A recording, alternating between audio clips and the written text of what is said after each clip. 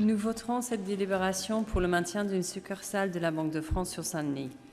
Rien ne peut justifier la fermeture de cette succursale. Comme toutes les banques, celle-ci restructure pour rentabiliser un maximum ses effectifs.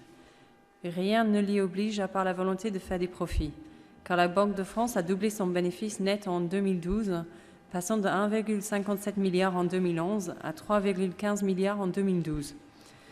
Mais la volonté de Christian Noyer, le PDG, est bien de ne pas remplacer un poste sur deux à l'horizon 2020 et de fermer de nombreuses succursales, dont celle de Saint-Denis. Tant pis si ces succursales offraient un service public indispensable à la population. Ce qui compte pour ces messieurs, ce sont les profits. Cette fermeture constitue une véritable atteinte au service public. En effet, les employés de cette agence ne se contentent pas d'évaluer la solidité financière des entreprises.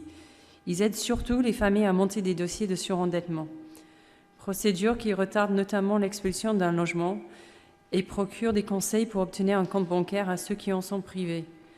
Ces employés ont ainsi monté 2365 dossiers de surendettement en 2012 et permis à 1075 personnes de retrouver un compte.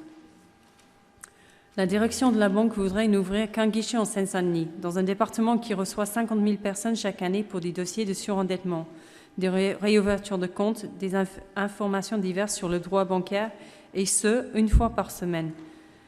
Cela revient à obliger le public à avoir recours à Internet pour monter les dossiers de surendettement ou à faire appel aux assistants sociaux déjà débordés.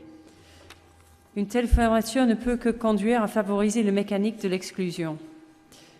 Mais le gouvernement, et ce n'est pas étonnant, semble avoir déjà choisi son camp, comme le prouve la réponse qu'il a faite à la question écrite du député. Ce qu'il fait valoir, c'est la modernisation du service. C'est bien sous ces termes qu'ont lieu aujourd'hui toutes les attaques contre les salariés et les consommateurs. Alors nous ne pouvons que défendre les salariés de Saint-Denis qui continuent à se battre pour un service public de qualité. Mais l'espoir réside surtout dans l'extension de ces luttes.